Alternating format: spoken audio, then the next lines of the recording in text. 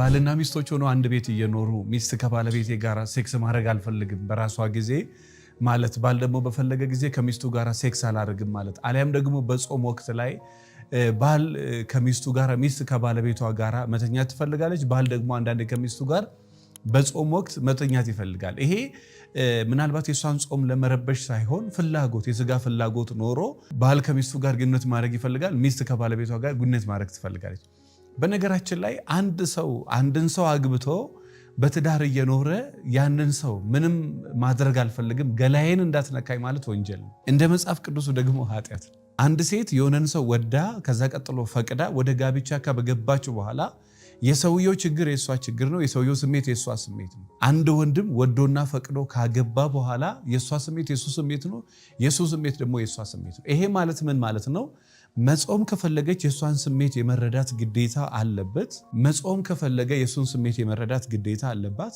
የስጋ ፈቃድ ከተፈታተነው ግን ከባለቤቷ ጋር ግንኙነት የማድረግ መብት ሳይሆን ግዴታ አለባት በፈለገኝ ቀን ሚስት ባለቤቷን አትንካይ ማለት አትችልም እሱ ተረድቷት በፍቅር እንጂ እሷ ተረድታው በፍቅር እንጂ እንደፈለገች በዚህ ጉዳይ ላይ አንተ አይመለከትም ማለት አትችልም ምክንያቱም ባልና ሚስቶች የጋራ ህይወት የጋራ ልጅ የጋራ ኢኮኖሚ ስላላቸው በጣም ብዙ ሚሊዮን ባልና ሚስቶች ሴት ገላዋን የመከልከል መብት ያላት ነው የሚመስለው እሱም በፈለገው ቀን እሷን ገላ ለመንካት መብት ያለው ነው የሚመስለው ሚስት ቀኑን ሙሉ ስራ ደክማ ማታ እስከ 5 ሰዓት ደክማ ከዛ ሰውነቷን ታጥባ ግንኙነት ለማድረግ ሜንታሊም ኢሞሽናሊም ፊዚካሊም ሬዲ ላትሆን ትችላለች እሱን የመረዳት ግዴታ አለበት እሷም ደግሞ የሱን ስሜት የመረዳት ግዴታ አለበት ለምን ስሜት ነርቨስ የማድረግ አቅም አለው ነርቨስ የማድረግ በነገራችን ላይ እዚህ ነገር ላይ አንድ ነገር ልንገራችሁ አንዳንድ ስሜትን ተቆጣጠር ትሏለች ስሜትን ተቆጣጠር ማለት ምን ማለት ነው እኔው ለምሳሌ አመመኝ ካልኳችሁ አይመምካ እንዴ አትመመኝ በለው እንደማለት ነው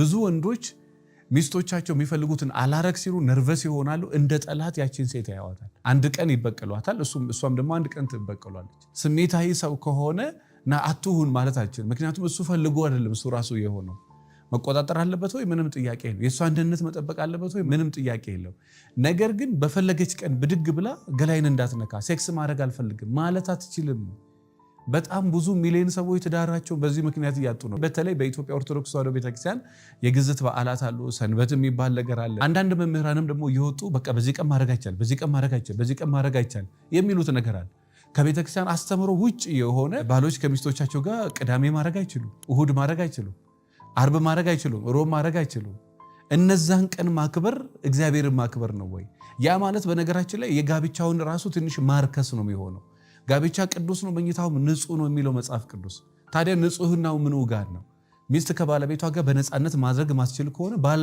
ከሚስቱ ጋር በነፃነት ግንኙነት ማድረግ የማይችል ከሆነ የጋብቻ ንጹህናው ታዲያ የሚፋለስ ነገር አለውና በተቻለ መጠን እንደ ቤተክርስቲያን ማስተምሮ እኔም ስለማቀው አንድ ሴት ባለቤቷ ፍላጎት ካለው በጾም ወቅት ምን ነው በሰላም ነው እንደዛ ጣልፋችሁ ይጣራችሁ አረ ምን ሰላም አለ እንደምታውቂው ከባለቤቴ ጋር በቅርብ ነው የተጋባ ነው ነገር ግን በትዳራችን ምንም ደስተኛ ልንሆን አልቻልንም ይሄ በቃ ፍቅረኛ እንደዚህ ማድረገው ነገር ምንም እያስደስተው አይደለምና ምን ማድረግ እንዳለብኝ ያስተካክልሽ ብለን ነው ለሁለታችን ነው አንድ መፍትሄ አለ እውነት የትዳር ሐኪም በእጮኝነትም በትዳር ውስጥም የሚገጥሙ ፈተናዎችንና አለመግባባቶችን ማለፍ የምትችሉበትን መንገዶችና ራሳችሁን በምን መልኩ በመለወጥ ቤታችሁን ሰላም ማድረግ እንደምትችሉ የሚያሳዩ ሐሳቦችን የያዘና የህይወት ዘመናችሁ አማካሪ መሆን የሚችል መጽሐፍ ነው እና ከየት ነው የምናገኘው ከእናንተ የሚጠበቀው በ0988 50 77 ላይ መደወል ብቻ ነው አንድ ሴት ባለቤቷ ፍላጎት ካለው በጾም ወቅት ከባለቤቷ ጋር ማድረግ ኃጢአት አይደለም የባለቤቷ የሰጋ ፈቃድ ካለበት ማድረግ ፈልጋለሁ ካለ እሱ ካልተስማማበት ተነጋግረው ከሱ ጋር ማድረግ ኃጢአት አይደለም ኃጢአት የሚሆነው መቼ ነው የሷን መጾም መረበሽ ፈልጎ እሱ የሚያረክ ከሆነ የሱን መጾም መረበሽ ፈልጋ እሷ የምታረክ ከሆነ እንደውም ኃጢአት የሚሆነው አለመነጋገር ካለ እሷ ከሱ ጋር ማትነጋገር ከሆነ እሱ ከሷ ጋር ሳይነጋገር አይ ጾም አለብኝ ካለ የቱ ጋር ነው ታዲያ ጾም በነገራችን ላይ ቀጥታ የመጽሐፍ ቅዱስን ቃል ላንብብላችሁ አንደኛ ቆሮንቶስ ምዕራፍ 7 ከቁጥር 5 ላይ እንደዚህ ይላል በጸሎት ለመትጋት ተስማምታችሁ ለተወሰነ ጊዜ ካልሆነ በስተቀር እርስ በርሳችሁ አትከላከሉ በጸሎት ለመትጋት ተስማምታችሁ በቃ ለተወሰነ ጊዜ እንዲያነጾም አለ ብላችሁ ተስማምታችሁ ካልሆነ ለተወሰነ ጊዜ ካልሆነ በስተቀር ለሁል ጊዜ አይደለም ለጸሎት ተስማምታችሁ ነው የሚለው። ሚስት ከባሏ ጋር ተስማምታ ባል ከሚስቱ ጋር ተስማምቶ እሱ ከራሱ ብቻ አውርተው ኖ ማለት አይችልም። እሷ ከራሷ ብቻ ጋር አውርታ ኖ መጾም እችላለሁ ማለት አትችልም። በቃ ለተወሰነ ጊዜ ተነጋግራችሁ ካልሆነ በፈለገ ቀን ተነስተሽ ገላይን እንዳትነካ። እኔ እንስሳ አይደለም። በተለይ ንግግሯ በነገራችን ላይ አንድ ደራሲ በቅርብ አንድ ነገር ሰምቻለሁ እና የቃላት ትንኮሳን እንድታቂ ምን አለ ሚስት በኖራት ሚስት ራሷ ሚስት በኖራት ባል ራሱ ባል በኖረው የቃላትን የነገር ትንኮሳ ምን ያህል እንደሚያም ሚስት በኖራት ባል ራሱ ባል በኖረውና ባወቀው ምን ያህል እንደሚያም ብሎ በጣም ገርሞኝ እያየሁት ነበርና እንደፈለገ መናገር በቃ እንስሳ አይደለም እንዳትነካኝ እንዲሆነ ማለት ይሄ በቃ አንዳንድ ጊዜ ጋብቻውን መካር ነው። ከህግ ውጪ ነው። በነገራችን ላይ ወንጀልም ነው ብያቸዋለሁ፣ ኃጢአትም ነው ብያቸዋለሁ። ሚስት ወዳ ፈቅዳ ወደ ጋብቻ ከገባች በኋላ ገላዋን እንደገላ የምታስብ ከሆነ ሚስት አልሆነችም ማለት ነው። ከባለቤቷ ጋር አንድ ስጋ አልሆነችም፣ አልተዋሃደችም። ስለዚህ ወንጀልም ነው ኃጢአትም ነው። አልፈልግም ማለት መብት የለሽም። አልፈልግም ማለት መብት የለም። በፈለገ ቀን አልጋ መለየት መብት የለም። በፈለገች ቀን አልጋ መለየት መብት የላትም። ራሳችሁን ባለመግዛት ሰይጣን እንዳይፈታተናችሁ እንደገና አብራችሁ ሁኑ። ሚስት ልትወልድ ትችላለህ፣ አልጋ ልትችል። ሚስት ልትጾም ትችላለህ፣ አልጋ ልትለት ትችላለህ። ባለቤትሽ ሊጾም ይችላል፣ አሞት ሊሆን ይችላል፣ አልጋ ትለያላችሁ። ተመልሳችሁ እንዳትፈተኑ ግን ወደ ራሳችሁ ተመለሱ፣ ወደ መኝታችሁ፣ ወደ አልጋችሁ ማለት ነው። አለበለዚያ ትፈተናላችሁ ነው። ምንም ጥያቄ የለም። ስለዚህ ሚስት ገላይን እንዳትነካኝ ማለት መብት የላትም። ሚስት ሆና ከባለቤቷ ጋር አንድ ስጋ ሆና ገላይን እንዳትነካኝ ብላ ባለቤቷን ማስፈራራት፣ ባል ገላይን እንዳትነኪ ብሎ ማስፈራራት መብት የለው። ከዛ ውጪ በጾም ወቅትም ባልና ሚስቶች ተስማምተው ተነጋግረው የሷን ስሜት የሷን አሚምሮ አሁን በቅርብ ባልና ሚስቶች ተጣልተው ቢሮ መጥተዋል። በምን ጉዳይ? በዚሁ በጾም ጉዳይ እና እሷ መጾም ፈልጋለሁ እኔ ደግሞ አልቻልኩም አለ። ያልቻለው ለምንድነው? አጋጣሚ ውጭ ሀገር ነበርና እዚህ መጣ። እዚህ እንደመጣ አጋጣሚ ሆኖ ነገሩ ተገጣጠመና ጾም ላይ ሆነ። ማድረግ ፈልጋለሁ እኔ ማድረግ አልፈልግም ጾም እንዴ ፋሲካ በኋላ እኮ ቢያንስ 15 ቀን ነው የምቀመጠው ለምንድነው ማትረጂ? ሌላ ጭቅጭቅ። እንግዲህ ይሄ ምን ማድረግ ነበረበት? እናንተ ራሱ ኮመንት ላይ እኛ የራሳችን ነገር ብለናቸዋል። አንድ ከስተመሬ ደግሞ እናቷ ሞታ እሱ በሶስተኛው ቀን ግንኙነት እናርጋለን። እንደዚህ አይነት የሚረብሹ ነገሮች አሉ። ለምሳሌ ሴት ልጅ ናት እናቷን ያጣችው ሀዘን ላይ ነው ያለችው። ቢረዳት ምን ችግር አለው ልትሉ ትችላላችሁ። ብትረዳው ምን ችግር አለው የሚሉ ወንዶችም አሉ። በዚህ በኩል የሚሆን ነገር አለ፣ በዛ በኩል ማለት አንተ እኮ እናቴ ሞታ በሶስተኛው ቀን ግንኙነት ካላረግን ግንኙነት ስላላረገ እናትየው ትነሳለች አትነሳም። ነገር ግን የታመመን ስሜቷን መረዳት ይችል ነበር። አዎ መረዳት ይችል ነበር።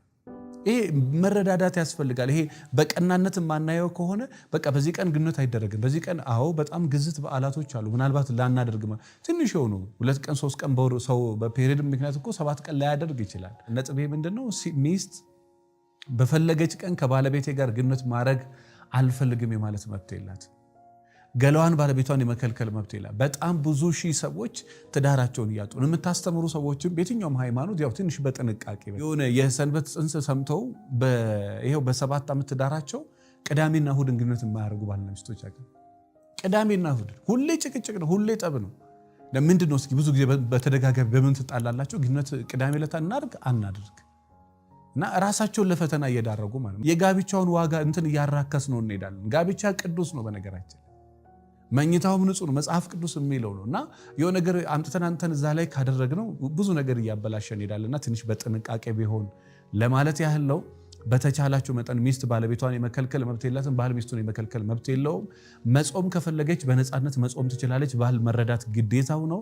መጾም ከፈለገ ልትረዳው ይገባታል፣ ግዴታው ነው። ማድረግ ከፈለገ ስምምነት ከሌለ የማድረግ ግዴታ አለባት። ተስማምተው ካልሆነ በስተቀር እሱ አልጋ መለየት አይቻልም። ይህን ነገር አስቡበት ለማለት እወዳለሁ። አመሰግናለሁ በጣም። ቤቴን ሰላም ህይወቴን ሰላም ማድረግ እፈልጋለሁ። ሰላም፣ ደስታ፣ ፍቅር ያለበት ቤት መገንባት እፈልጋለሁ የምትሉ ካላችሁ ወደ መልሕቅ ጎራ በሉ። ሚያዝያ 1 የሚጀምር የኦንላይን ስልጠና አዘጋጅተናል። ክፍለ ሀገርም አዲስ አበባም ውጭ ሀገርም ያላችሁ በኦንላይንና በአካል ይህን ስልጠና መውሰድ ትችላላችሁ። ክፍለ ሀገር ሐረር፣ መቀሌ፣ ወለጋ፣ ጅጅጋ የትም ሀገር ያላችሁ ደግሞ እዛው ክፍለ ሀገር ሆናችሁ ስለ ትዳራችሁ በመማከር ቤታችሁን ሰላም፣ ደስታ፣ ፍቅር ያለበት ቤት ማድረግ ትችላላችሁ። ለበለጠ መረጃ 0977 ላይ ደውሉ። እንዲሁም ዘውትር ማክሰኞ ከምሽቱ 12 ሰዓት እስከ 2 ሰዓት ነፃ ስልጠና አለ። ይሄን ቪዲዮ ለዘመድ ለጓደኛ ለቤተሰብ ላኩላቸው። እናንተ ሀሳብ አስተያየት ካላችሁ ኮሜንት ላይ አስቀምጡልን። አመሰግናለሁ።